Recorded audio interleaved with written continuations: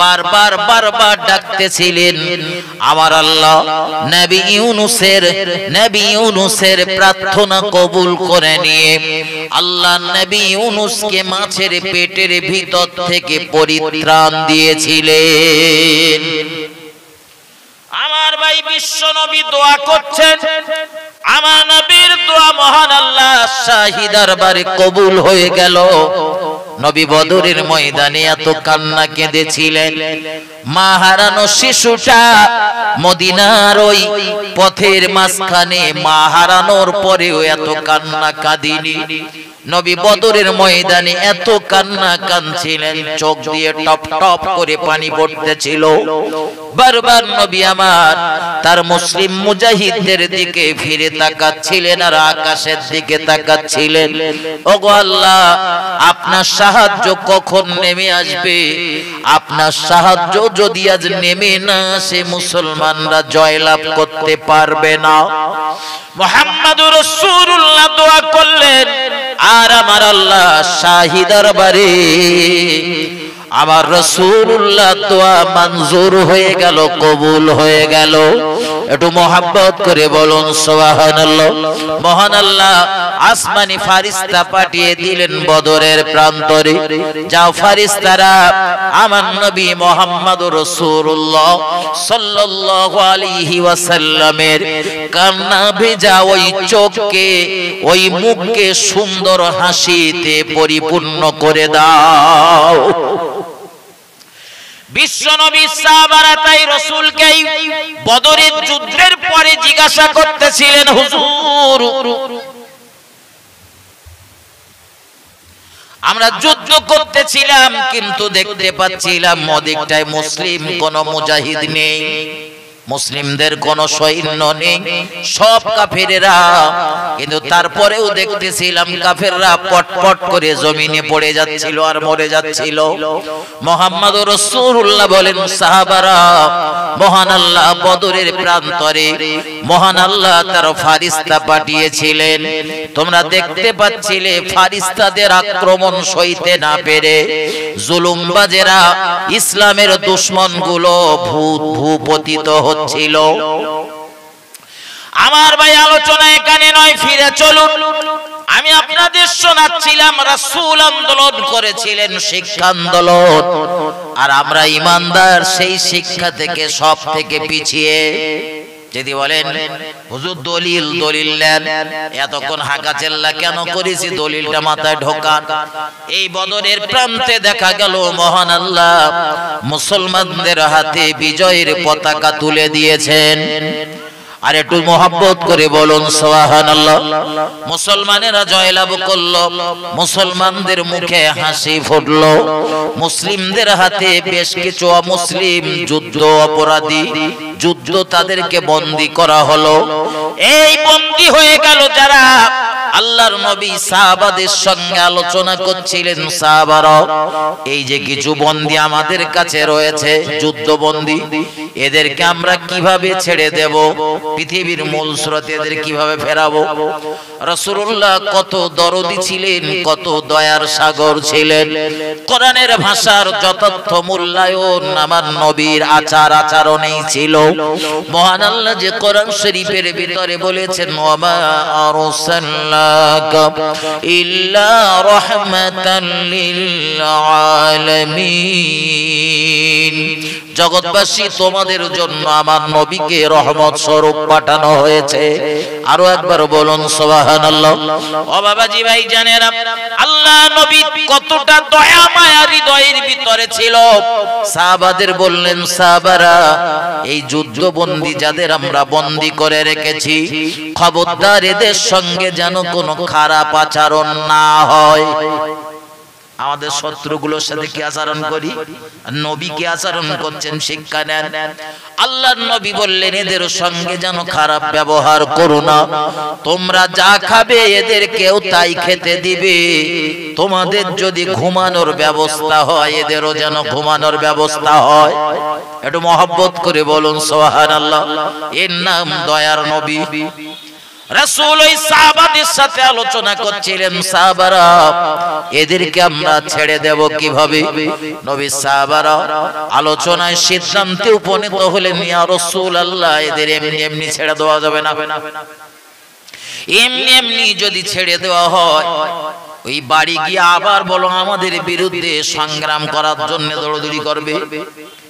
এজন্য কিছু একটা সাজায় দিতে হবে, যাতে আমাদের উপরে অত্যাচারের স্টিমার রোলার চালাতে গেলে একটু চিন্তা করে। সিদ্ধান্ত হলো কিছু মাল ধন দৌলতের বিনিময়ে এদের ছেড়ে দেওয়া হবে। আল্লাহর নবী মুহাম্মাদুর রাসূলুল্লাহ সাল্লাল্লাহু আলাইহি ওয়াসাল্লাম করছিলেন তাই। অর্থের বিনিময়ে, সম্পদের বিনিময়ে, মালের বিনিময়ে এই যুদ্ধ বন্দীগুলোরে এক এক করে ছেড়ে দিচ্ছিলেন। কিন্তু নবী লক্ষ্য করলেন ওই দলের ভিতরে কয়েকজন শিক্ষিত মানুষ রয়েছে। আল্লাহর নবী ওই কটারে ছাড়লেন না, বন্দী করে রাখলেন, আটক করে রাখলেন।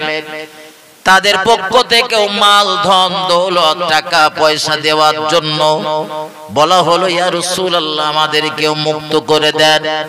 আল্লাহ নবী মুহাম্মদুর রাসূলুল্লাহ সাল্লাল্লাহু আলাইহি ওয়াসাল্লাম বললেন, তোমাদেরকেও মুক্ত করে দেওয়া হবে, তবে তোমাদের মুক্ত করার জন্য টাকার দরকার হবে না, মালের দরকার হবে না, অর্থের প্রয়োজন হবে না। এরা যেহেতু মূর্খ ছিল আর তোমরা কজন শিক্ষিত, এজন্য তোমাদের কাছে আমার দাবি হলো, তোমরা এক একজন ৮-১০ জন করে মুসলমানদের বাচ্চাদেরকে লেখাপড়া শেখাবে। মুসলমান বাচ্চাদেরকে তোমরা অক্ষর জ্ঞান করিয়ে দেবে। এই শর্তে যদি তোমরা রাজি হও, আমি রাসূলুল্লাহ তোমাদের ছেড়ে দেব। মুহাম্মাদুর রাসূলুল্লাহ জীবনে কোনোদিন স্কুল কলেজ ইউনিভার্সিটির চৌকাঠ টপকায়নি। দুনিয়ার কোন শিক্ষক বলতে পারবে না আমি মুহাম্মদ সাল্লাল্লাহু আলাইহি ওয়াসাল্লামকে পড়িয়েছি। অথচ মুহাম্মাদুর রাসূলুল্লাহ বলেছেন, ইন্নামা আনা বুইস্তু মুআল্লিমান, আমি হলাম तमाम পৃথিবীর শিক্ষকের শিক্ষক। একটু মহব্বত করে বলুন সুবহানাল্লাহ। মুসলিম সমাজকে এগিয়ে দেবার জন্য নবীর একটা কড়া পদক্ষেপ, প্রথম পদক্ষেপ। ওগো দুনিয়ার ইমানদারেরা, তোমার নবীর চিন্তা ভাবনা ছিল কি আর আমার আর তোমার চিন্তা ভাবনা কি? বিশ্ব নবীর চরম দুশমন যারা একটু সুযোগ পেলেই হয়তো রাসূলকে হত্যা করে দিত, আমার নবীকে শহীদ করে দিত। এমন দুশমন গুলোরেও নবী ছেড়ে দিয়েছেন। শুধু একটাই শর্ত, ৮-১০ জন করে মুসলমানদের বাচ্চাগুলোর লেখাপড়া শেখাতে হবে।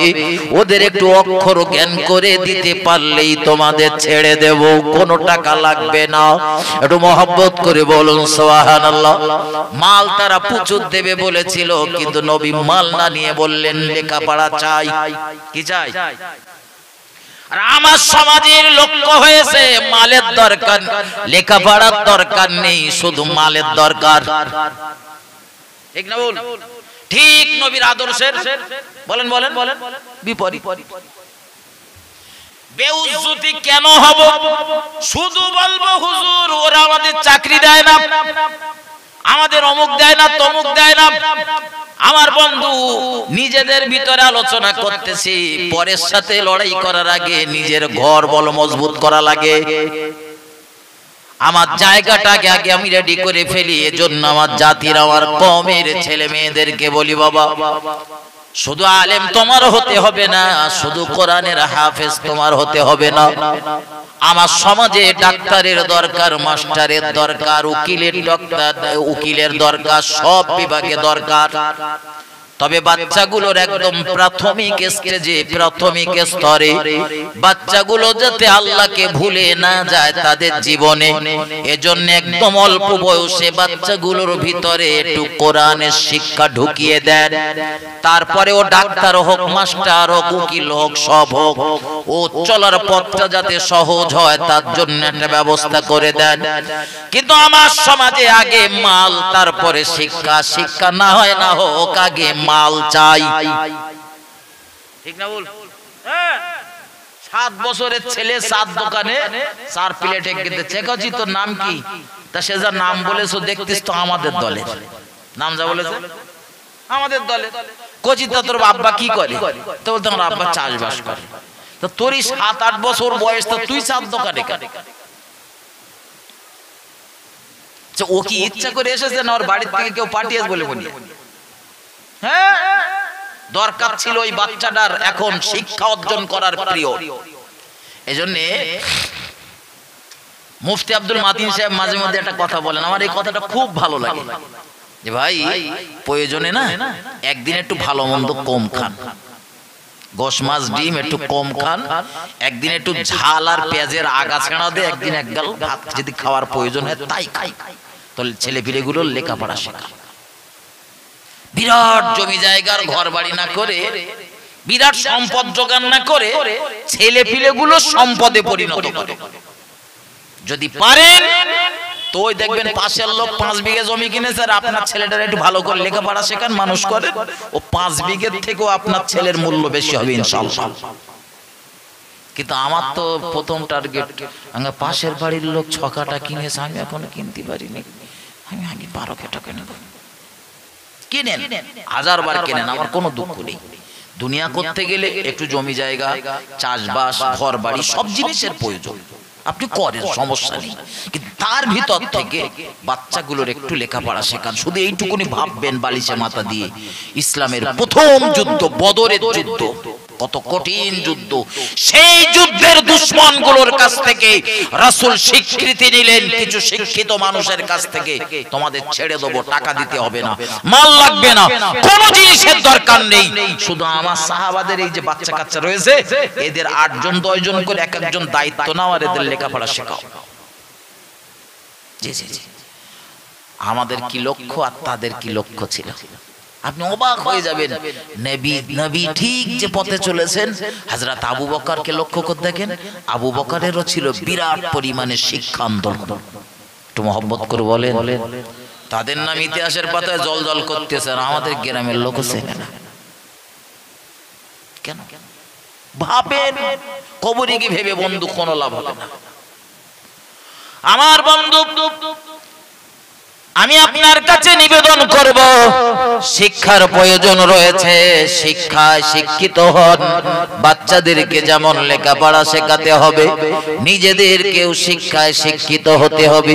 পূর্বের বক্তা বলতেছিলেন যে চাচা সেই ছোটবেলা চলে না সুবহানাল্লাহ দিয়ে নামাজ পড়তে হয়, এখনো পড়তে সুবহানাল্লাহ দিয়ে নামাজ, মাঝখানে 40 বছর পার, 40 বছরে এখনো যে রুকুর তাসবিহটা কি, সেজদার তাসবিহটা কি জানে না, ঠিক না? ভুল কথা বলে, বলবে আমি হুজুর মূর্খ সূর্খ মানুষ, জানি না।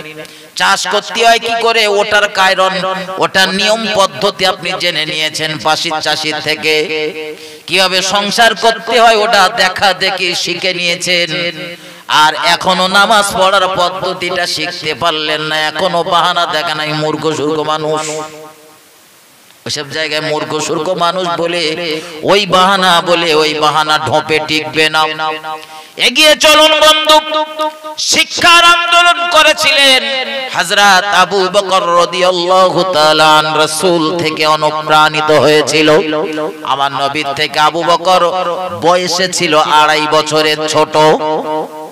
আবু বকর আমার নবীর যা বয়স তার থেকে 2.5 বছরের ছোট। কিন্তু নবী ইন্তেকাল করার পরে দেখা গেল বিশ্ব নবী মুহাম্মদুর রাসূলুল্লাহ সাল্লাল্লাহু আলাইহি ওয়াসাল্লামের সাহাবা আবু বকর রাজত্ব করেছিলেন 2.5 বছর।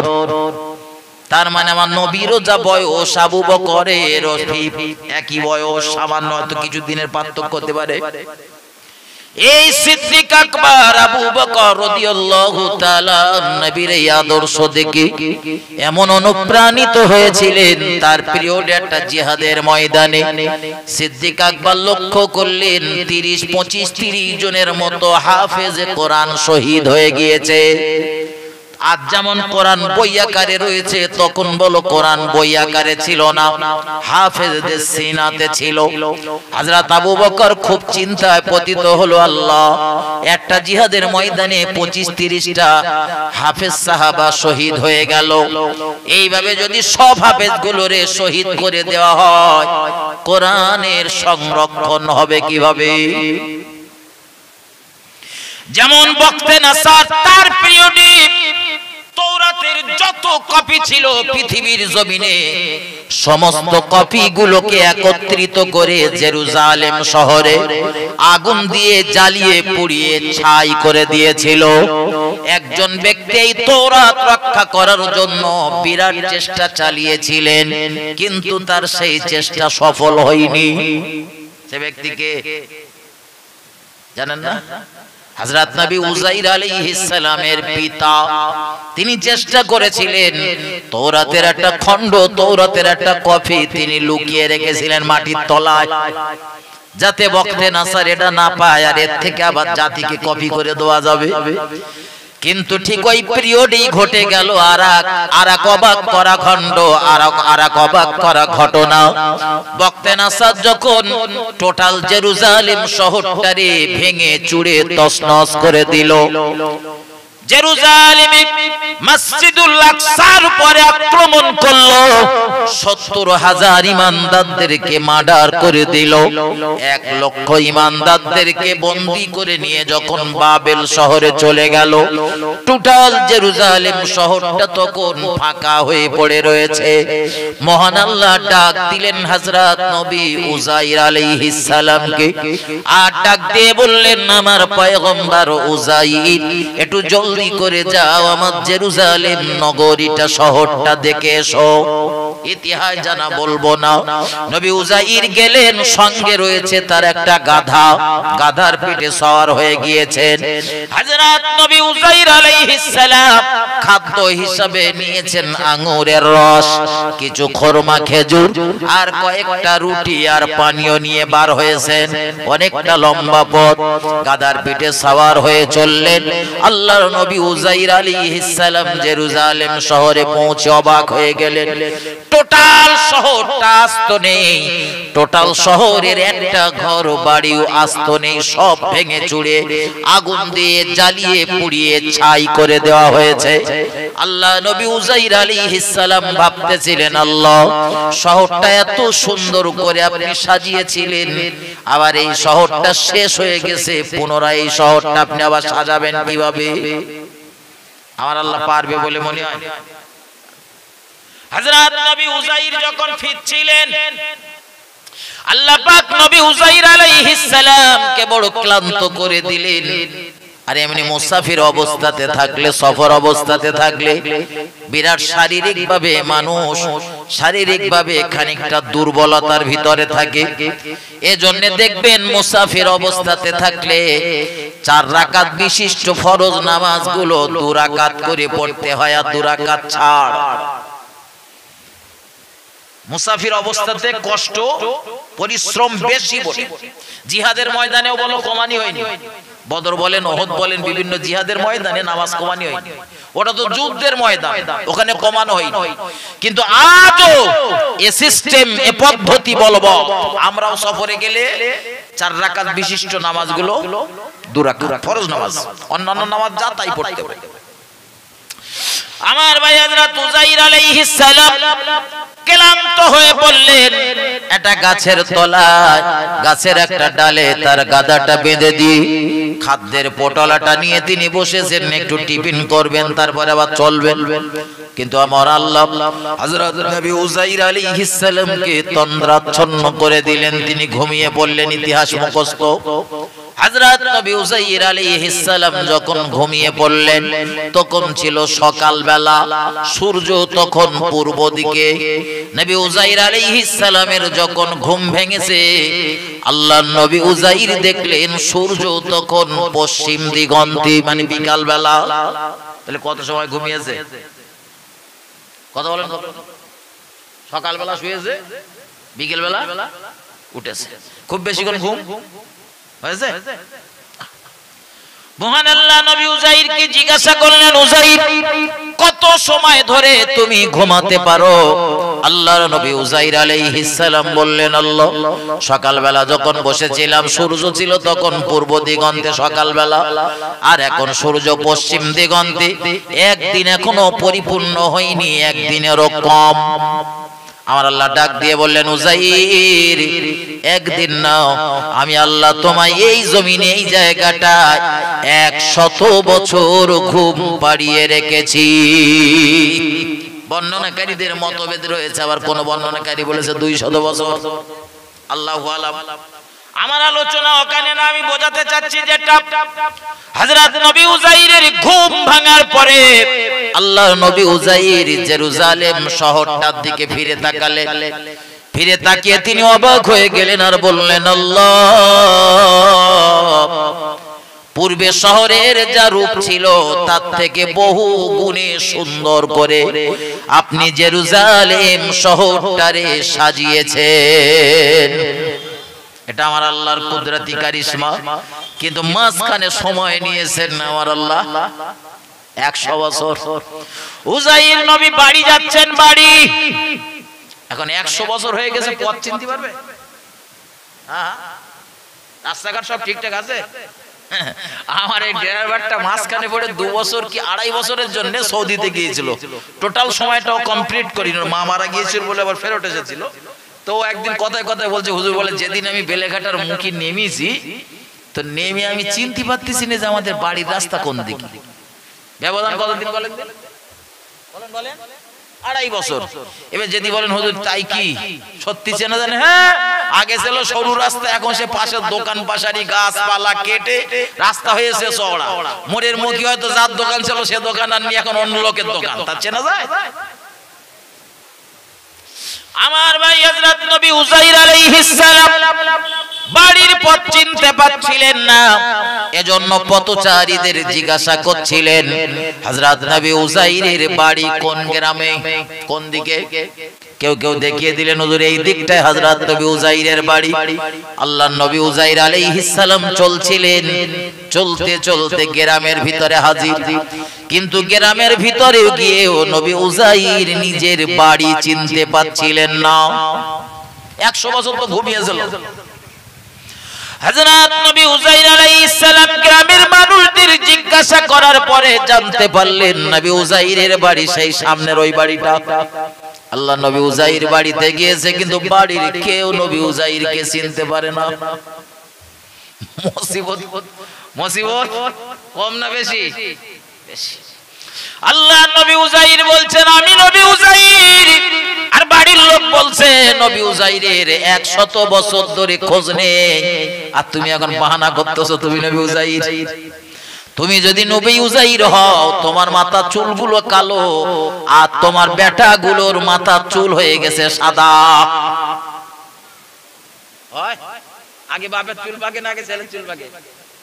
আগে আব্বা, কিন্তু মাঝে মধ্যে আবার ছেলের চুল পাকে। একটু গ্যাসের ট্যাসের সমস্যা হলে বা কোনো রকম রোগগ্রস্ত হলেও হয়।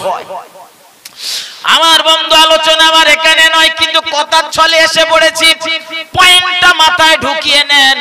হযরত নবী উযাইর আলাইহিস সালাম বাড়িতে গিয়ে যখন কেউ চিনতে পারছিল না, নবী উযাইর তখন বললেন আমার একটা দাসী ছিল, ওই দাসীটা আমার দেখলে চিনতে পারবে, তারে ডেকে নিয়ে এসো। তারা ডাক দিয়ে বলল হুজুর কিছু মনে নেবেন না, সত্যি নবী উযাইরের একটা দাসী ছিল, সব সময় খেদমত করত, সে হয়তো দেখলে আপনারা চিনতে পারতো, কিন্তু দুর্ভাগ্য আপনার সে দাসীটা চোখে দেখতে পায় না, চোখ অন্ধ হয়ে গেছে। হযরত নবী উযাইর আরো বিপদে পড়েছেন, এখন আমার তো কেউ চিনতে পারছে না, ঘরে উঠতে দেবে বলে মনে হয়?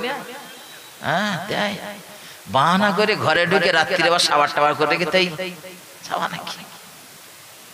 হযরত নবী উযাইর আলাইহিস সালাম বললেন আমার দাসীটারে ডেকে নিয়ে এসো, চোখে দেখতে পাক আর না পাক আমার কণ্ঠের আওয়াজ শুনলেই সে বুঝতে পারবে।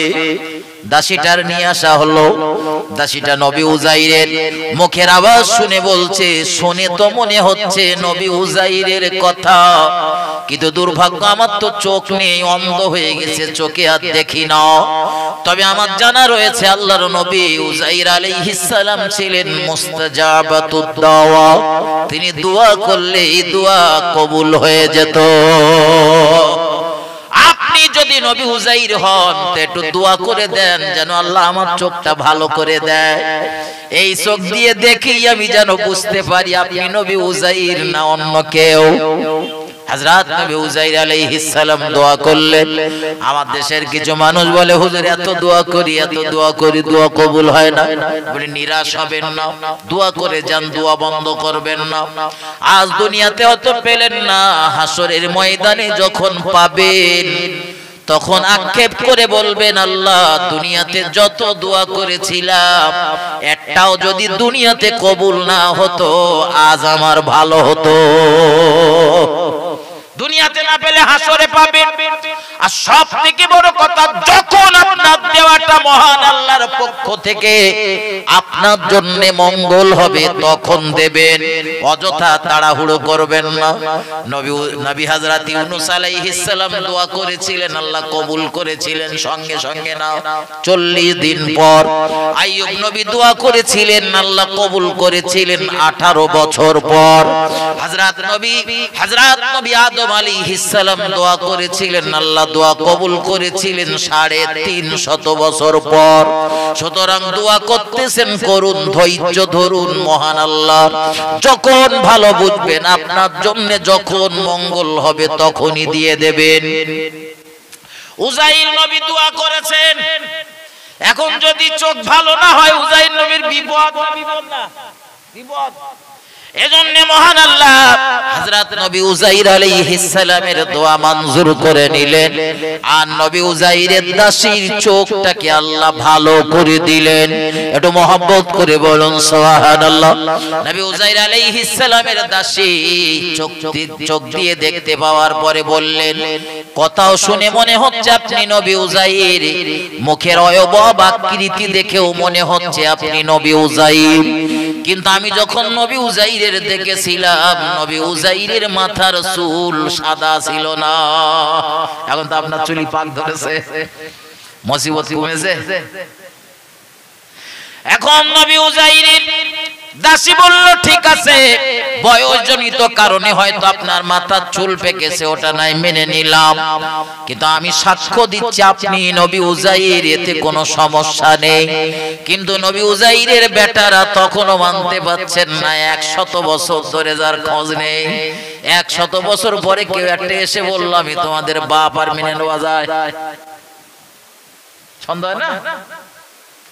এজন্য নবী উজাইরের ছেলেরা বলল হুজুর কিছু মনে নেবেন না, বিশ্বাস করছি আপনি নবী উজাইর, কিন্তু আরো সুন্দরভাবে পরিষ্কার হয়ে যাবে আমাদের সামনে। আমাদের বক্তে নসাদ যখন তাওরাতের কপিগুলো পুড়িয়ে দিচ্ছিল, ওই তাওরাতের একটা কপি আমার দাদু জান আর আপনার আব্বা জান ওই তাওরাতের কপি জমিনের এক জায়গায় কোথায় লুকিয়ে রেখেছিল সেটা আমরা জানি না, কিন্তু ওটা আল্লাহর নবী উজাইর আলাইহিস সালাম জানেন। আপনি যদি সত্যি নবী উজাইর হন একটুখানি আমাদের সাথে চলে না, সেই জায়গা থেকে ওই তাওরাতের কপিটা বার করে দেন। আল্লাহ নবী উজাইর যাচ্ছে না, চিন্তা করছেন আল্লাহ 100 বছর হয়ে গেছে, সে কি আর আছে? হ্যাঁ আছে, মাটি রাখবে। আমি ঘর করার সময় একটা ঘর ভেঙে যখন ঘর করতেছি, বিশ্বাস করলে 3 মাস কি 3.5 মাস বাংলা মতো ভেঙে মোটামুটি থাকার মতো একটা পরিবেশ তৈরি করার ভিতরে রয়েছে না। আমার কিছু কিতাবপত্র 2-3টে বাক্সর ভিতর রেখে ওই তক্তপোষের তলায় রাখা রয়েছে। মাঝখানে 2-1 বৃষ্টি টিষ্টি হয়েছে, তো আমি দেখেছি যা কিতাবপত্র নষ্ট হবে না এরকম একটা আশা রেখে ওর ভেতর বেরোছে। যখন নতুন ঘরে উঠতেছি, ওঠার সময় দেখতেছি আমার 3টে বাক্স, 3টেই সাদা, শুধু কিছু মাটি পড়ে রে। তার মানে ওই পোকায় খাওয়ার জন্য। আর এ তো হয়েছে 100 বছর আছে বলে মনে হয়। হযরত নবী উজাইর আলাইহিস সালাম গিয়ে খুললেন, কিন্তু দেখা গেল সেই একই অবস্থা পরিপূর্ণ রূপে পাওয়া গেল না, নষ্ট হয়ে গিয়েছে। যখন কিছুটা পাওয়া গেছে ছেলেরা বিশ্বাস করলো যে হ্যাঁ ইনি আমাদের আব্বা, এটা প্রমাণ হলো। কিন্তু তাওরাতের মূল কপি তো দুনিয়াবাসী আর পেল না। হযরত নবী উজাইর বাড়ি এসে কাঁদতেছেন, আল্লাহ এই তাওরাত থেকে মানুষ তৌরাত পাবে কিভাবে? ও আল্লাহ, আপনি আমার এমন জেহেন মেধা দান করেছিলেন, এই তৌরাত আমার মুখস্থ ছিল, এই কিতাবটা আমি হৃদয়ঙ্গম করেছিলাম। আল্লাহ, আজ আমার স্মরণে আসতেছে না সেই কিতাবের কথাও, কিন্তু আপনি যদি আমার আবার জেহেন মেধাটা উর্বর করে দেন, আমি আশা করি আবার ওই তৌরাত অধ্যয়ন করে স্মরণ করতে পারবো আর লিখে দেশের মানুষের কাম সামনে তুলে দিতে পারবো। আমার আল্লাহ হযরত উযাইর আলাইহিস সালামের জেহেন মেধা উর্বর করে দিলেন, আর তিনি স্মরণ করে করে ওই কিতাবটা পুনরায় লেখা শুরু করলেন। এ দৃশ্য যখন ইহুদিরা দেখলো, তারা এক বাক্যে জবাব দিল, তারা বলল, শোনো, ইনি হলেন হযরত নবী উযাইর আলাইহিস সালাম, এটা আমরা মানি, কিন্তু এরকম একটা অসাধ্য সাধন করতেছেন মানে নিশ্চয়ই তিনি আল্লাহর বেটা হবেন। নাউযুবিল্লাহি মিন যালিক। এজন্য ওরা নবী উযাইরকে বেটা বলে আল্লাহর, আমরা আল্লাহর নবী হিসাবেই জানি। আলোচনা এ পর্যন্ত থাক, ফিরে চলুন অন্য দিনে বিষয়ে শোনানো যাবে। আমি যেটা আপনাদের শোনাচ্ছিলাম মাথায় নেন। আল্লাহর নবীর প্রিয় সাহাবা হযরত আবু বকর রাদিয়াল্লাহু তাআলা, তিনি দেখলেন একটা জিহাদের ময়দানে 25-30 জনের মতো হাফেজে কোরআন শহীদ হয়ে গেছে। এখন যদি সব হাফেজে কোরআন গুলো যদি মারা যায়, ইন্তেকাল করে, শহীদ হয়ে যায়, আল্লাহর কোরআন সংরক্ষণ হবে কিভাবে? এই চিন্তা তিনি করতে লাগলেন। হযরত প্রিয় নবী প্রিয় সাহাবা হযরত আবু বকর রাদিয়াল্লাহু তাআলা, হযরত ইসলামের বিভিন্ন জায়গা, ইসলাম ধর্মের বিভিন্ন স্থানে বিভিন্ন অঙ্গনে তার বিচরণ ছিল, এবং সুষ্ঠুভাবে সেই পিরিয়ডের সমস্ত ফিতনাগুলোর মোকাবেলা করে আল্লাহর ইসলামকে দুনিয়ার জমিনে যিনি পুনরায় প্রতিষ্ঠা করেছিলেন, সেই ব্যক্তিটার নাম হলো হযরত আবু বকর। একটু মহব্বত করে বলুন সুবহানাল্লাহ। ইতিহাস যারা পড়েছেন তারা আমার সাথে সহমত পোষণ করবেন। হযরত আবু বকরকে বলা হয় ইসলামের রক্ষাকর্তা। কি বলা হয়? ইসলামের রক্ষাকর্তা। নবী যতদিন দুনিয়াতে ছিলেন তখন পরিবেশ ছিল একরকম, কিন্তু নবী ইন্তেকাল করার পরে পরিবেশ হয়ে গেল ভিন্ন। এই যে বিরাট মুসিবত, এই মুসিবত যিনি এক হাতে যিনি কড়া হস্তে দমন করে ইসলামকে পুনরায় প্রতিষ্ঠা করেছিলেন, সেই ব্যক্তিটার নাম হলো আবু বকর। তিনি চিন্তা করছেন, এতগুলো হাফেজে কোরআন মারা গেল, সবাই যদি মারা যায় আল্লাহর কোরআনের কি হবে? এজন্য হযরত আবু বকর সিদ্দিক রাদিয়াল্লাহু তাআলা নবীর কয়েকজন সাহাবার সঙ্গে আলোচনা করে সিদ্ধান্ত টানলেন, মহান আল্লাহর কোরআন শরীফকে একত্রিত করে একটা পান্ডুলিপি তৈরি করা হবে। হযরত আবু বকর করলেন তাই পান্ডুলিপি, কিন্তু ওটা জনসাধারণের জন্য না, সরকারি ভাবে আল্লাহর কোরআন সংরক্ষণ করার জন্য। আর জনসাধারণের জন্য যিনি ছড়িয়ে দিয়েছিলেন, সে ব্যক্তিটার নাম হলো হযরত উসমান গনি রাদিয়াল্লাহু তাআলা। এই কোরআন একত্রিত হয়ে গেল। আমার ভাই, শিক্ষার আন্দোলনে তাদের ছিল অবদান। কি অবদান?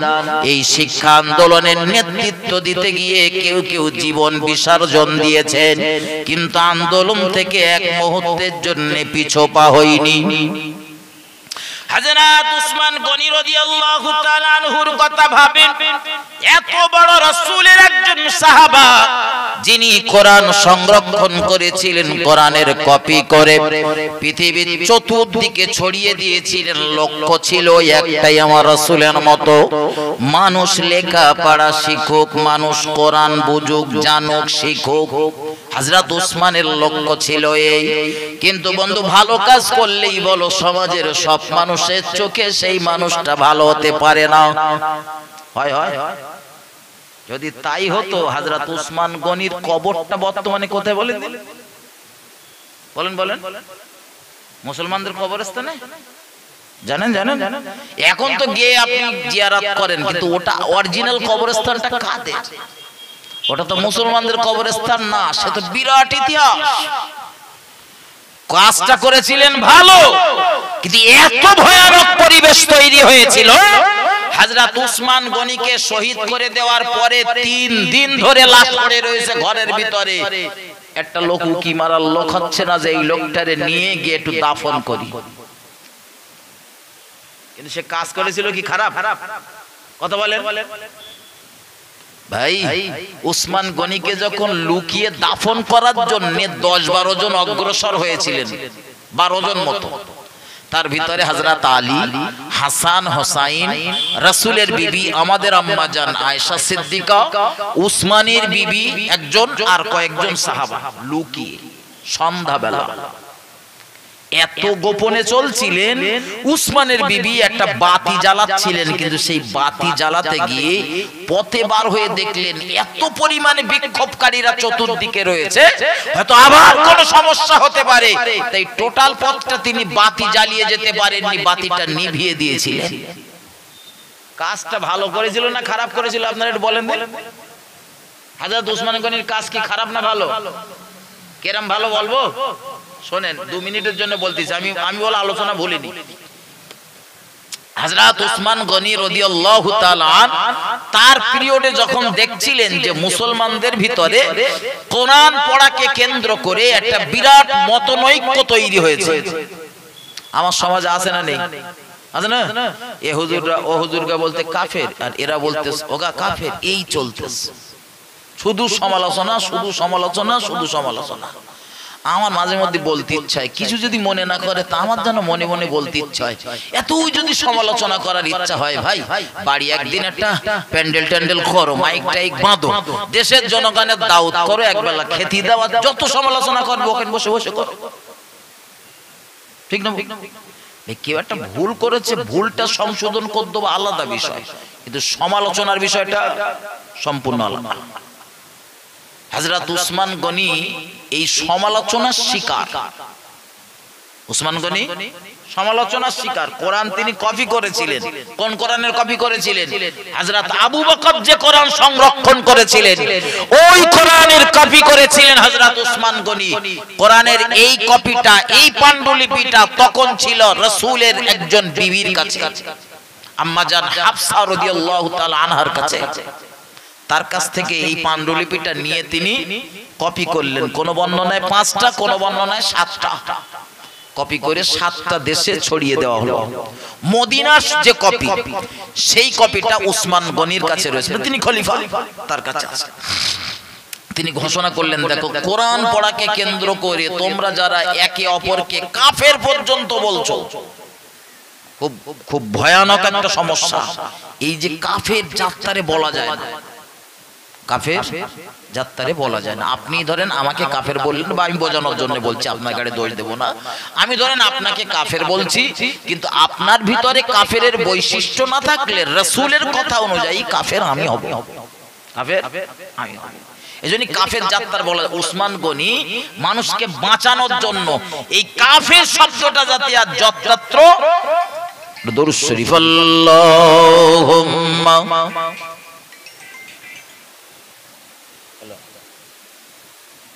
হ্যালো হ্যাঁ আসসালাম স্টেজে রয়েছি, আমি নিয়ে ফোন করছি।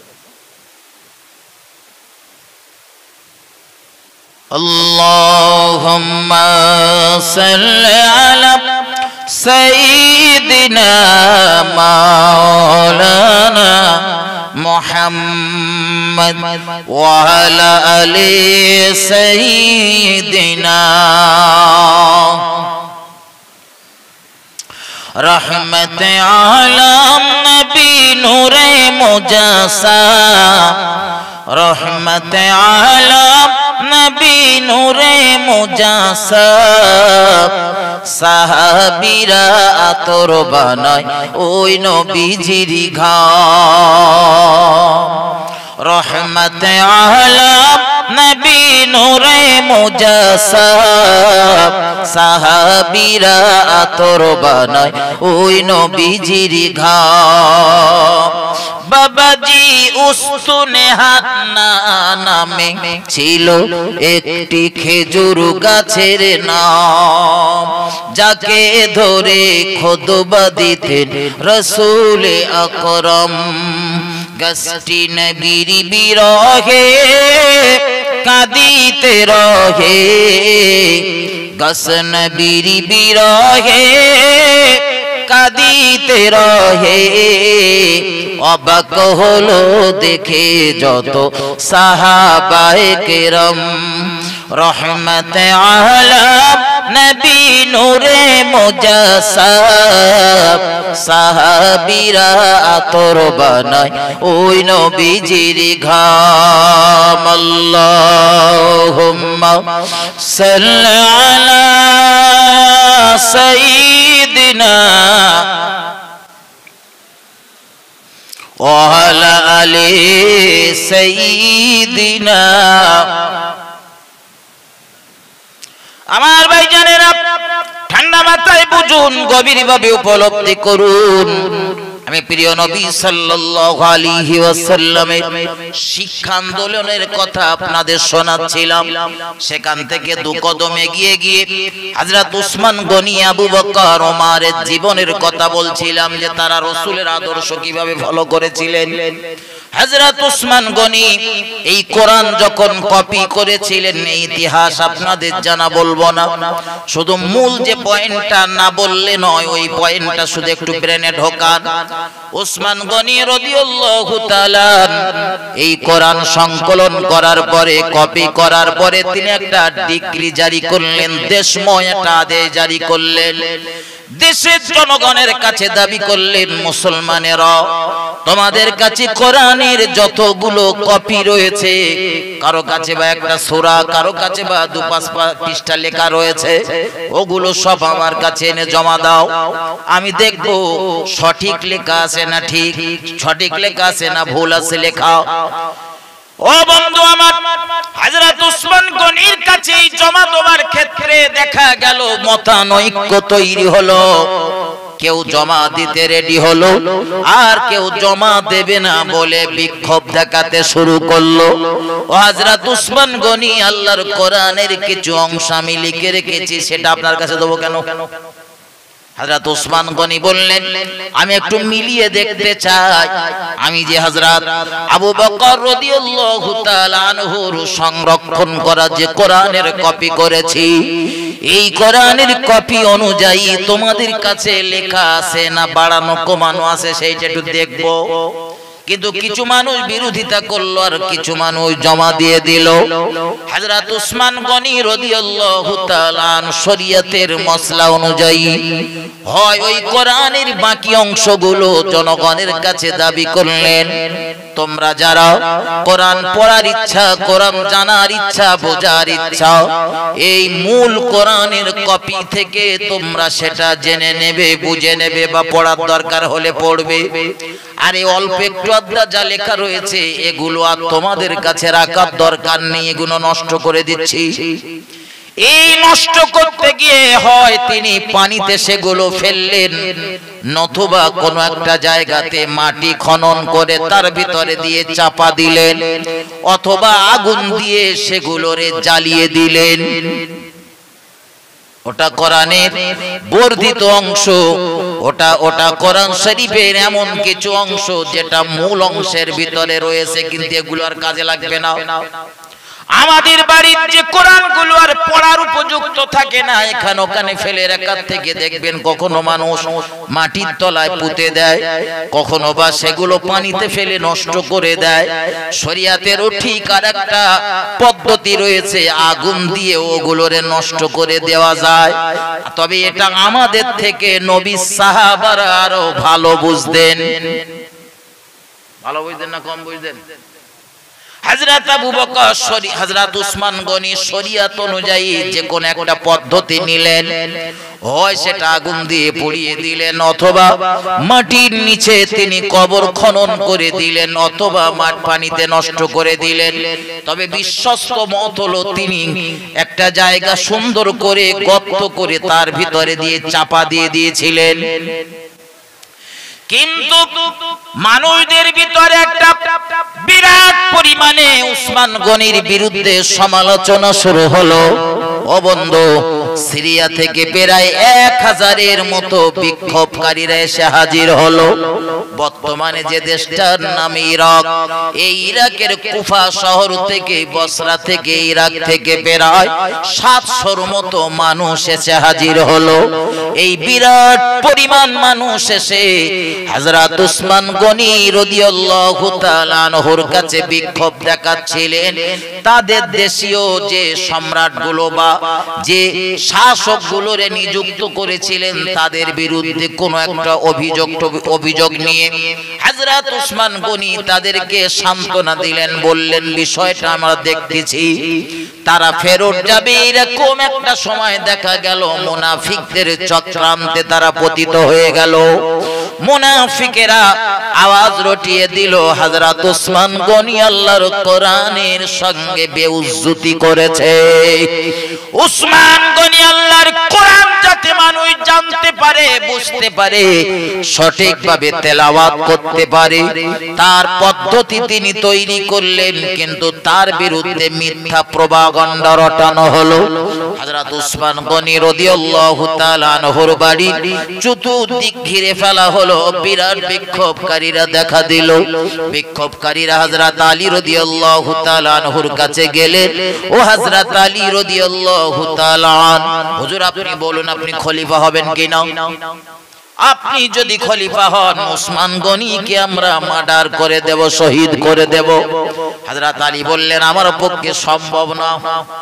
খলিফা যখন হযরত উসমানকে নিযুক্ত করা হচ্ছিল তখন হযরত উসমান গনির নিজের খলিফা হবার ইচ্ছা ছিল না। বারবার বলতেছিলেন আলীকে যে আমার ভাই আলী হোক, আলী হোক। জনগণ বলতেছিলেন, কিন্তু হযরত আলী রাদিয়াল্লাহু তাআলা আনহু চাইনি। ও বন্ধু, হযরত আলী কাররামাল্লাহু ওয়াজহুকে তারা যখন রাজি করতে পারল না, প্রিয় নবীর আরো দুই একজন সাহাবার কাছে তারা গেলেন, কিন্তু তারাও সম্মতি দিল না, এটা সম্ভব না, আমরা মানতে পারলাম না। হযরত উসমান গনি আল্লাহর কোরআনের জন্য, আল্লাহর দ্বীনের জন্য তার বিরাট অবদান রয়েছে, আমরা তার বিরুদ্ধে মাথা চাড়া দেব না। কারণ একদিন নবী করিম সাল্লাল্লাহু আলাইহি ওয়াসাল্লাম ফিতনার জামানার কথা বলছিলেন, আর আমরা কয়েকজন সাহাবা রাসূলের সঙ্গে তখন আলোচনা করছিলাম। ঠিক সেই সময় হযরত উসমান গনি আমাদের পাশ দিয়ে চলে যাচ্ছিল। আমরা তখন আল্লাহর নবীকে জিজ্ঞাসা করছিলাম, হুজুর ওই ফিতনার জামানা যদি আমরা পেয়ে যাই তো আমরা কোন দলের অনুসারী হয়ে যাব, কোন দলে থেকে যাব? আল্লাহর নবী ইশারা করে আঙ্গুল দেখিয়ে বলতেছিলেন, ফিতনার জামানায় এই লোকটা সঠিক জায়গাতে থাকবে। হযরত উসমান গনিকে দেখিয়ে বলতেছিলেন ইনি সঠিক জায়গায় থাকবে। আর একটি বর্ণনাতে রয়েছে রাসূল উসমান গনিকে বলেছিলেন, বাবা উসমান গনি, ফিতনা যদি তুমি দেখতে পাও তো তুমি রোজা রাখবে, রোজা অবস্থাতে থাকবে। আল্লাহ চাইলে তুমি আর আমি একসঙ্গে রোজা ভাঙবো, ইফতার খুলবো। হযরত উসমান গনিকে যখন শহীদ করা হয়েছিল দেখা গিয়েছিল হযরত উসমান গনি রোজা অবস্থায় ছিলেন। আমার বন্ধু ব্রেনে ঢোকান, হযরত উসমান গনি রাদিয়াল্লাহু তাআলা আনহুর বাড়ির চতুর্দিকে বিক্ষোভকারীরা হযরত আলী রাদিয়াল্লাহু তাআলা উসমান গনিকে বাঁচানোর জন্য, হেফাজত করার জন্য তিনি এবং তালহা কয়েকজন সাহাবা মিলে তারা একত্রিত হয়ে 18 জন বিশিষ্ট একটা কমিটি তৈরি করলেন, বডিগার্ড দেহরক্ষী তৈরি করলেন।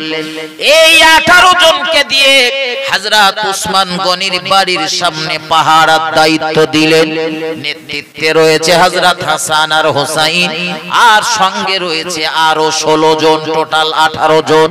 কোরআন লেখার জন্য উসমান গনি মূল দায়িত্ব দিয়েছিলেন 4 জনকে, আর সহযোগী হিসাবে দিয়েছিলেন প্রায় আরো 12 জনের মতো। ও বাবাজি ভাইজানেরা আমার, হযরত উসমান গনি রাদিয়াল্লাহু তাআলা আনহুকে তারা শহীদ করে দিল। ইতিহাস আপনাদের জানার বলবো না। ঘরের পিছন দিক থেকে ঢুকে উসমান গনিকে তারা হত্যা করে দিয়েছিল, শহীদ করে দিয়েছিল। হযরত উসমান গনি তখন কোরআন তেলাওয়াত করতেছিলেন, এত কোরআনের মহব্বত করতেন, তখন কোরআন তিনি তেলাওয়াত করছিলেন। এই কোরআন তেলাওয়াত করা অবস্থাতেই তিনি শহীদ হয়ে গেলেন। আমার ভাই, আমি যেটা বোঝাতে চাইছিলাম, প্রিয় নবী সাল্লাল্লাহু আলাইহি ওয়াসাল্লাম শিক্ষা আন্দোলন শুরু করেছিলেন। সেই আন্দোলন পরপর ছড়িয়ে দিতে গিয়ে হযরত উসমান গনি নিজের জীবন বিসর্জন দিলেন, শহীদ হয়ে গেলেন। কিন্তু রাসূলের দেখানো ওই পথ থেকে এক চুল পরিমাণ তিনি সরলেন না। এত ন্যাক্কারজনক ঘটনা ঘটে গেল, বিক্ষোভকারীর এত অধিক পরিমাণে হয়ে গেল। হযরত উসমান গনিকে শহীদ করে দেওয়ার পরে 3 দিন ধরে লাশ উসমান গনির ঘরের ভিতরে পড়ে রয়েছে, মাটি দেওয়ার লোক নেই, কারো সাহস নেই উসমান গনিকে মাটি দেবে। অথচ তিনি একজন রাসূলের বিখ্যাত সাহাবা। আমার নবী সোনার জবানে যে 10 জন ব্যক্তির জান্নাতের সুসংবাদ শুনিয়েছেন, তার ভিতরে 3 নম্বরে নাম রয়েছে হযরত উসমান গনি। কিন্তু বিক্ষোভকারীদের উক্তি হলো উসমান গনি আর ঈমানদার নেই। আল্লাহর কোরআনের সাথে যে বিয়াদবি করেছে, আল্লাহর কোরআনের সঙ্গে যে বেইজ্জতি করেছে, সে আর ঈমানদার থাকতে পারে না। নাউযুবিল্লাহি মিন যালিক। ও বাবাজি ভাইজানেরা, এজন্য হযরত উসমান গনিকে ওই যখন হযরত আলী রাদিয়াল্লাহু তাআলা হাসান এবং হোসাইন এবং 10-12 জনের মতো ব্যক্তিদের নেতৃত্বে যখন মদিনার বিখ্যাত কবরস্থানে, মুসলমানদের কবরস্থানে দাফন করার জন্য নিয়ে যাওয়া হলো, আবার দেখা গেল চতুর্দিক থেকে বিক্ষোভ শুরু হলো। ওই বিক্ষোভ ঠেকানো গেল না। হযরত আলী কাররামাল্লাহু ওয়াজহাহু, প্রিয় নবীর বিবি আমাদের আম্মা জান আয়েশা সিদ্দিকা রাদিয়াল্লাহু তাআলা আনহা এবং উসমান গনির বিবি 3 জন আলোচনা করলেন এই বিপদ থেকে বাঁচার জন্য। বিক্ষোভকারীদেরকে আমরা জিজ্ঞাসা করি, উসমানের মাটি কোথায় দেবো? ওরা তো বলছে এখানে দেওয়া যাবে না, আর এক জায়গায় নিয়ে যাব, সেখানে বলবে দেওয়া যাবে না, আর এক জায়গায় গেলে আবার বলবে দেওয়া যাবে না। তার থেকে ওদেরকেই জিজ্ঞাসা করা হোক, ওরাই বলুক কোথায় মাটি দিলে ওরা শান্তি পায়। হযরত আলী রাদিয়াল্লাহু তাআলা তাদের জিজ্ঞাসা করলেন, তারা বলল উসমান গনিকে মুসলমানদের কবরস্থানে মাটি দেওয়া যাবে না, কারণ সে আল্লাহর কোরআনের সঙ্গে বেইজ্জতি করেছে, সে আর মুসলমান নেই। নাউযুবিল্লাহ। এজন্য তারা বিক্ষোভ দেখালো, এত কঠিন পরিবেশ তৈরি হলো। হযরত আলী রাদিয়াল্লাহু তাআলা আর আম্মা জান আয়েশা সিদ্দিকা এবং উসমান গনির বিবি 3 জন মিলে আলোচনা করে সিদ্ধান্ত করলেন। তাদের থেকে রায় পাওয়া গেল, বিক্ষোভকারীরা জবাব দিলেন, উসমান গনিকে তোমরা মদিনার ইহুদিদের কবরস্থানে মাটি দিতে পারো, মুসলমানদের কবরস্থানে ঠাঁই হবে না। মনের দুঃখ কাকে জানাবে? হযরত আলী রাদিয়াল্লাহু তাআলা একা পেরে ওটাও সম্ভব না, বিরাট বিক্ষোভকারী।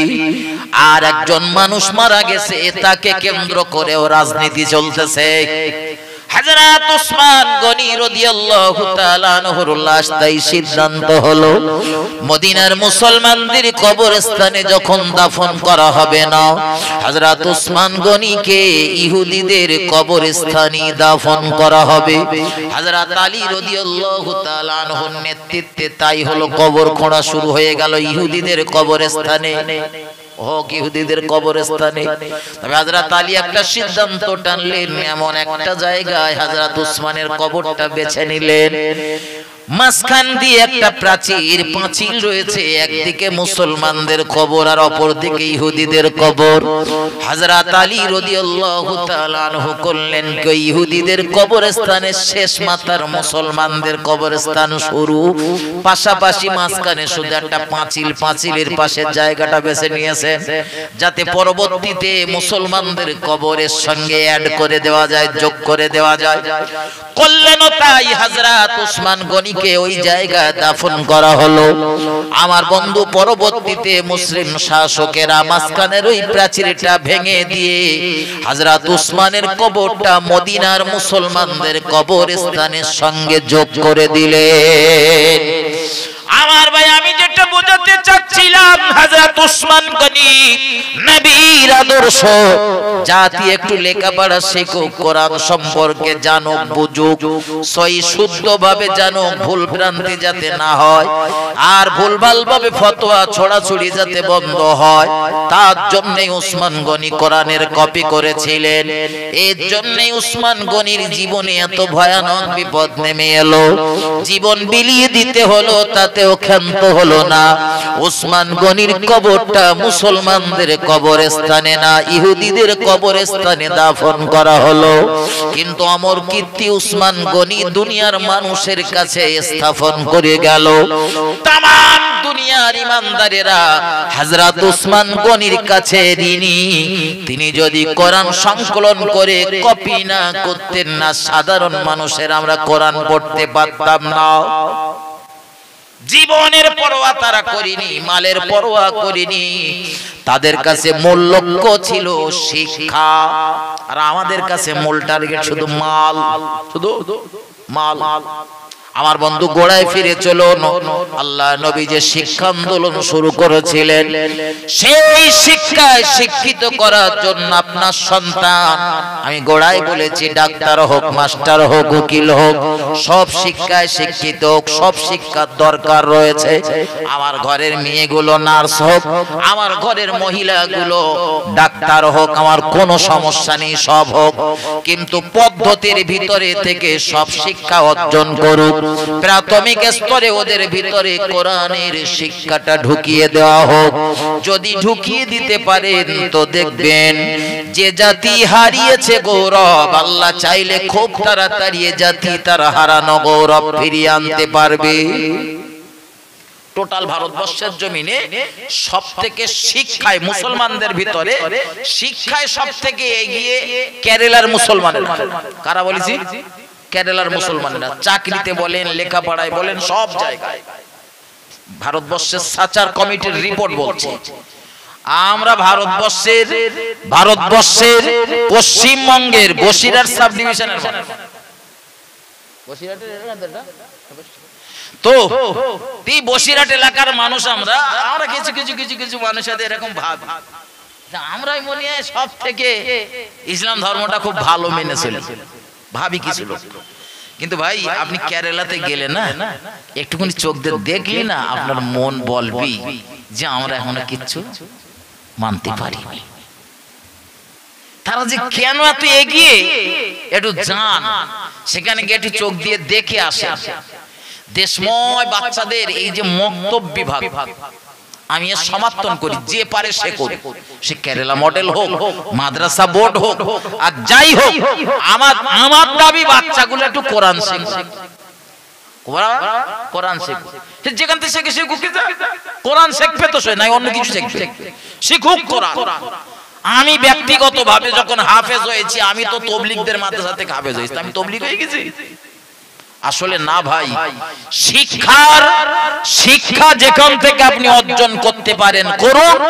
শিক্ষা অর্জন করা আপনার জন্য জরুরি, ইমানদার হিসাবে আপনার জন্য নৈতিক কর্তব্য। জ্ঞান অর্জন করা হলো ফরজ, তো যেখান থেকেই হোক আপনাকে জ্ঞান অর্জন করতেই হবে। আমার ভাই, মাথায় ঢোকান তো, এই যে মক্তব বিভাগ কেরালা থেকে এখানে ধার করে এনে যে মডেলটা করেছে, এইটা শুধু বলতে চাচ্ছি 1 মিনিট। কেউ হয়তো বলতেছে ওটা শাফি মাযহাব অনুযায়ী, কেউ বলতে অমুক মাযহাব অনুযায়ী, তমুক মাযহাব অনুযায়ী। আমার বক্তৃতা ওই জায়গায় ভাই, শাফি মাযহাব তারা মুসলমান না কাফের? হ্যাঁ, মুসলমান না? আমি কিছুক্ষণের জন্য হয়তো ওদের কথা মেনে নিলাম, হ্যাঁ ওরা শাফি মাযহাবের লোক, তা ওরা মুসলমান, তা মুসলমানের শিক্ষা লওয়া যাবে না? নবী বদরের প্রান্তে যে কটার কাছ থেকে মুসলমানের ছেলে ফিলেদের লেখাপড়া শিখলো, কটা সব ইমানদার ছিল? কথা বলেন। নবী যদি বেদিনদের কাছ থেকে নিতে পারে, তুমি অন্য মাযহাবের মানুষদের কাছ থেকে নিতে পারবে না। সে তো আর এখানে এসে ইমাম আবু হানিফা রাহমাতুল্লাহ আলাইহির মাযহাবের তো কবর দিচ্ছে না, দিচ্ছে? তা তো দেন। আর আমরা কি কিচ্ছু বুঝি না?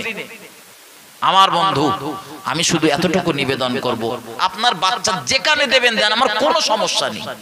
সে কেরালা মডেলে দেন, মক্তব্যে দেন, বাড়ি হাফেজ ডেকে পড়ান, শুধু এতটুকু দাবি, বাচ্চা করারে একটু প্রাথমিক অবস্থাতে কোরআন হাদিসের কিছু জ্ঞান, পাক নাপাকের কিছু ফিকার মশলা মশাইল একটু জানিয়ে বুঝিয়ে দেন, বাচ্চাগুলো যাতে পরবর্তীতে তার চলার পথটা সহজ হয়।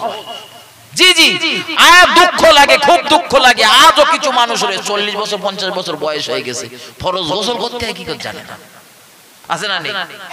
কত নামাজীদের দেখেছি, ওই পাশের লোক কি করতেছে তাই এরকম করে দেখতেছে, সে যদি তাশাহুদে বসে আঙুল উঁচু করে তো ও তখন দেখলে আঙুল উঁচু করতেছে, তার মানে কিছু জানে বলে মনে হয়। জ্ঞান অর্জন করুক, যেখান থেকে খুশি সেখান থেকে অর্জন করুন, আমার কোনো বাধা নেই।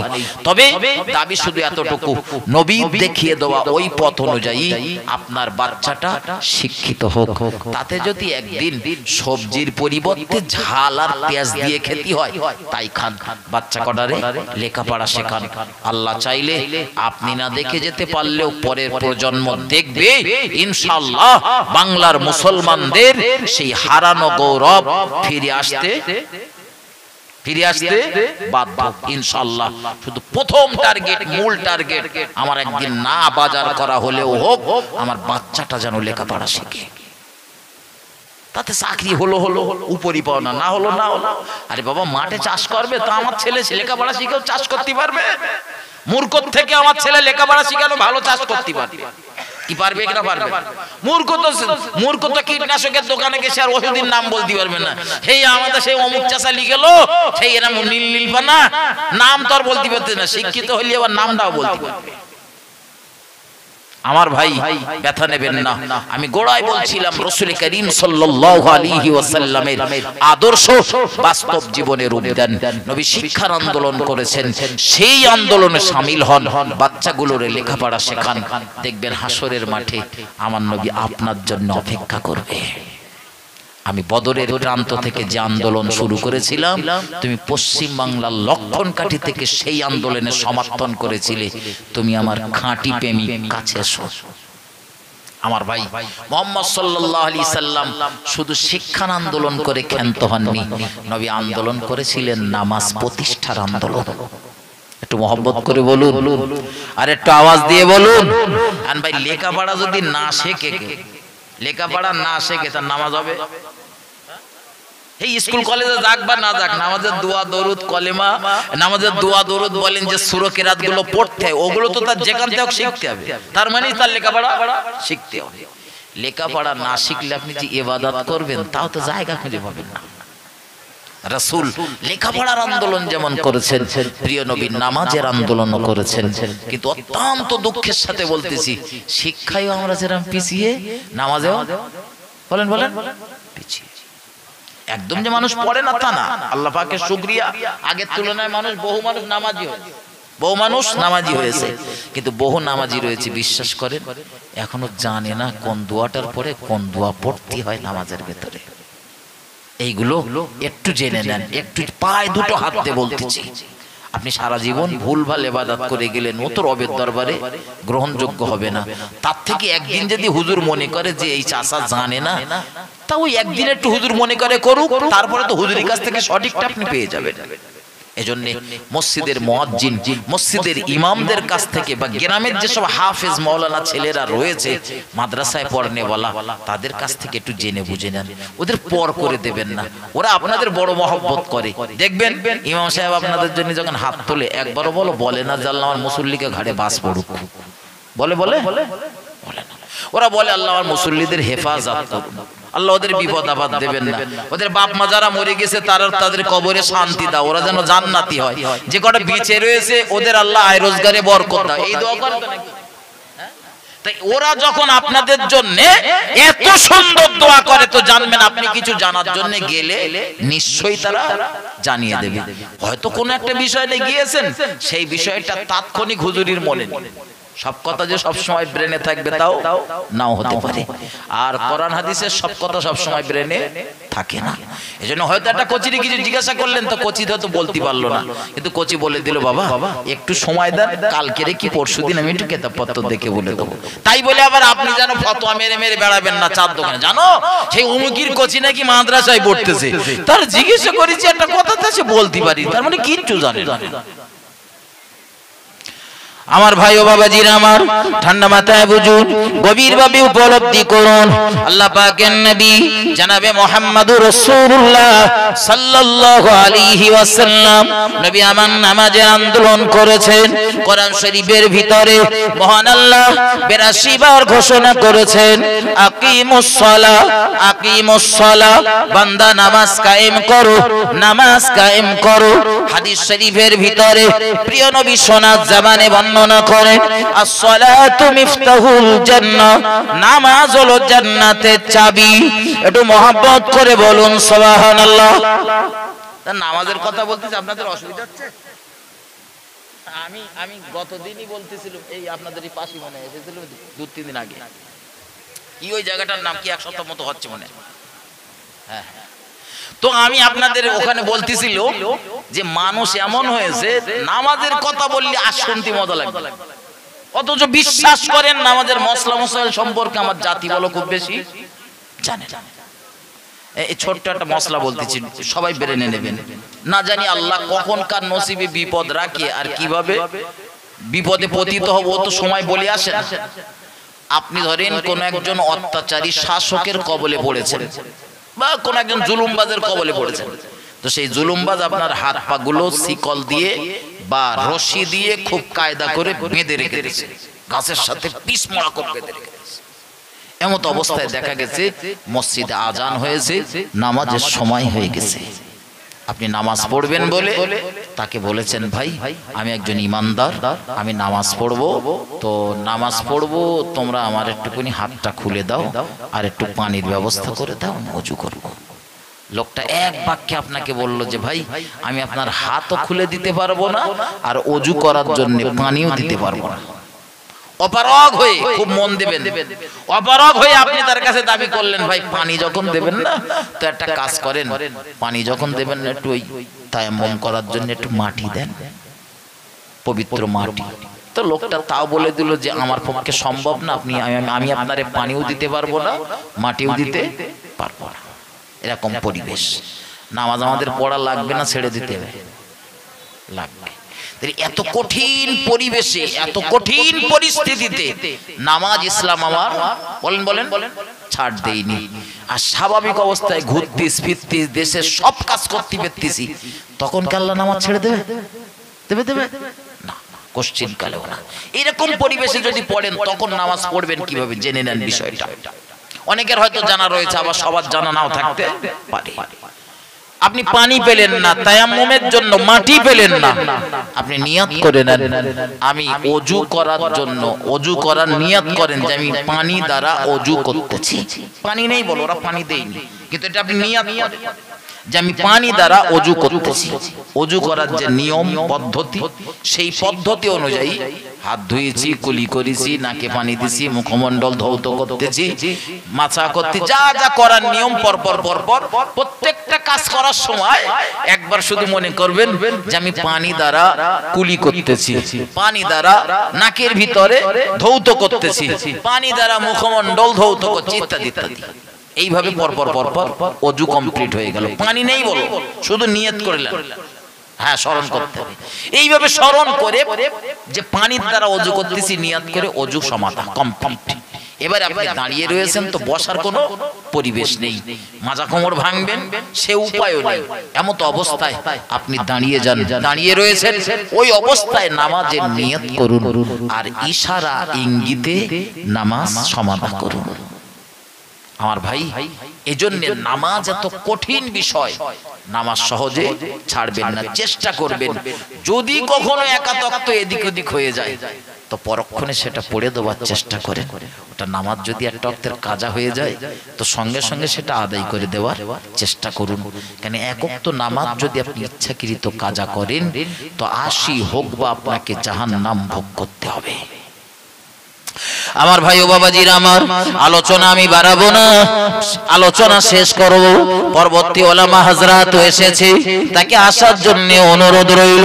ও বাবাজি ভাইজানের আমার, আল্লাহ পাকের নবী মুহাম্মদুর রাসূলুল্লাহ সাল্লাল্লাহু আলাইহি ওয়াসাল্লাম এই নামাজ প্রতিষ্ঠা করতে গিয়ে আমার নবীকে কত গালি শুনতে হয়েছে। আল্লাহর নবীকে এই নামাজ প্রতিষ্ঠা করার জন্য কত মার খেতে হয়েছে। আল্লাহর নবীর উপরে কত অত্যাচারের স্টিম রুলার চালানো হয়েছে। ও বাবাজি ভাইজানেরা, বিশ্ব নবী কাবা চত্বরে নামাজ পড়তে গিয়েছেন, আর এই নামাজ আদায় করার জন্যই আল্লাহর নবীর মাথাটা জমিনের সাথে ঠুকে দেওয়া হয়েছে। আল্লাহর নবী কাবা চত্বরে নামাজ পড়তে যাওয়ার জন্য প্রিয় নবী সাল্লাল্লাহু আলাইহি ওয়াসাল্লামের স্কন্ধের উপরে, মাথার উপরে, ঘাড়ের উপরে উটের পচা নাড়ি ভুড়ি গুলো চাপিয়ে দেওয়া হয়েছে। ও বাবাজি ভাইজানেরা, আল্লাহ পাকের নবী এই নামাজ কায়েম করার জন্য আমার নবীকে পাথর মেরে রক্তাক্ত করা হয়েছে। ও বাবাজি ভাইজানেরা, এত কষ্টের ভিতরে, এত জুলুম অত্যাচারের ভিতর দিয়েও দয়ার নবী রাসূলুল্লাহ সাল্লাল্লাহু আলাইহি ওয়াসাল্লাম তার টোটাল লাইফে নামাজ ফরজ হওয়ার পর থেকে দয়ার নবী কখনোই ইচ্ছাকৃত একটা ওয়াক্তের জন্য নামাজ কাজা করেনি।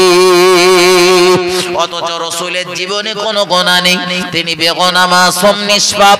আল্লাহর হাবিব জান্নাতে না গেলে দুনিয়ার কোন নবী রাসূলেরা জান্নাতে যেতে পারবে না, কারণ জান্নাতের চাবি থাকবে আমার নবীর হাতে, জান্নাতীদের ঝান্ডা থাকবে আমার নবীর হাতে।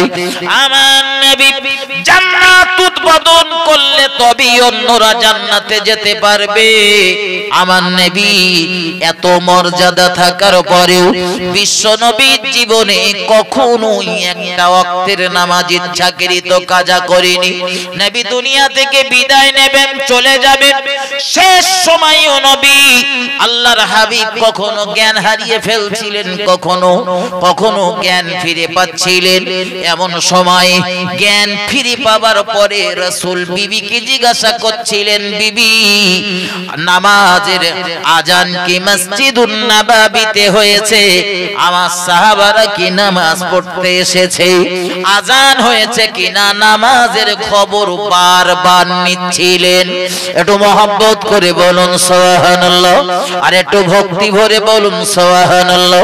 ও বাবাজি ভাইজানেরা, দয়ার নবী রাসূলুল্লাহ সাল্লাল্লাহু আলাইহি ওয়াসাল্লাম এত কষ্টের ভিতরে রয়েছেন, সংবাদ পেলেন আজান হয়ে গিয়েছে। নবী আমার দুজন সাহাবার কাঁধে ভর দিয়ে বিশ্ব নবী মসজিদে ঢুকলেন। দয়ার নবী রাসূলুল্লাহ সাল্লাল্লাহু আলাইহি ওয়াসাল্লাম মসজিদে যখন প্রবেশ করেছেন, আমার নবী মুহাম্মদুর রাসূলুল্লাহর পাগুলো ঘিঁচড়ে যাচ্ছিল। এত কষ্টের ভিতরেও নবী মসজিদে ঢুকেছেন নামাজ আদায় করবেন বলে। ও বাবাজি ভাইজানেরা আমার, রাসূল কতটা কষ্টের ভিতরে রয়েছে অনুমান করুন, অনুধাবন করুন। দয়ার নবী রাসূলুল্লাহ এই অবস্থাতে মসজিদে ঢুকে নবী আমার বসে বসে নামাজ আদায় করেছেন জামাতের সঙ্গে। একটু মহব্বত করে বলুন সুবহানাল্লাহ, আর একটু ভক্তি ভরে বলুন সুবহানাল্লাহ। আমার দেশে কিছু লোক রয়েছে একটু পুষ্কুরি হলেই নামাজ ছেড়ে দেয়, আছে না নেই? কিছু লোক রয়েছে সারাদিন কাজ কাম টাজ কাম সব করছে, সব ভালো, নামাজ পড়ার সময় একটু চেয়ার না হলে, আবার চেয়ার টেবিল কোনো না হলে একটু পাটা না দোলালি যেন নামাজি পানা বলে মনে হয় না। চেয়ারের রোগ আছে দেখি, আছে আছে আছে ভাই। চেয়ারে যারা নামাজ পড়ে, আমি বলবো না যে আপনার নামাজ হয় না, চেয়ারে নামাজ পড়া কখনো হারাম, কখনো শর্ত সাপেক্ষে জায়েজ। কিন্তু চেয়ারে নামাজ পড়তে গেলি না একটা পদ্ধতি অবলম্বন করতে হয়, আর আমার দেশের যারা চেয়ারে নামাজ পড়ে তারা সেই পদ্ধতি অবলম্বন করে না। মূল সমস্যা হচ্ছে এই জায়গাটায়। আপনার পদ্ধতি হলো ভাই নামাজ পড়ার নিয়ম হলো সুস্থ রয়েছেন দাঁড়িয়ে পড়ুন, অসুস্থ বসে পড়ে, আরো অসুস্থ শুয়ে রয়েছেন উঠতে পারছেন না, তখন ইশারা ইঙ্গিতে চলবে। কেউ কেউ বলে যে হুজুর আমার মাজা কোমর ভাঙে না, মাজা কোমর ভাঙে না, রুকু সেজদা যেতে পারি। তো প্রয়োজনে আপনার জন্য পদ্ধতি হলো কাবা শরীফের দিকে যদি পা দুটো খেলিয়ে দিতে হয় দেন, কাবা শরীফের দিকে পা দুটো যদি খেলিয়ে দিতে হয় দেন, দিয়ে বসে ইশারা ইঙ্গিতে হলেও পড়েন। আসলে এখানে না চেয়ারের গল্প নেই, চেয়ারের গল্প নেই। রাসূল করিম সাল্লাল্লাহু আলাইহি সাল্লাম তার জীবনের একটা পিরিয়ডে দেখা গিয়েছে রাসূল একটা মজলিসে চেয়ারে বসে বক্তৃতা করেছেন, কিন্তু চেয়ারে বসে নামাজ পড়েছেন এরকম দলিল নেই। এজন্য চেয়ারে নামাজ পড়তে গেলে আপনাকে কোনো মুফতি সাহেবের কাছে যেতে হবে, সেই মুফতি সাহেবের কাছ থেকে একটু বিষয়টা জেনে বুঝে নিতে হবে সুন্দর করে, যে হুজুর আমি সারাদিন সাইকেল চালাই তখন সমস্যা হয় না, মাটি কাটি যখন মাঠে গিয়ে ঘন্টার পর ঘন্টা তখন কোনো সমস্যা হয় না, হুজুর যত সমস্যা হয় আমি নামাজ পড়ার সময় মাজা কোমর আর দমড়ায় না। তো মুফতি সাহেবের কাছে ওটা লিখে দেন, মুফতি সাহেব বুঝে শুনে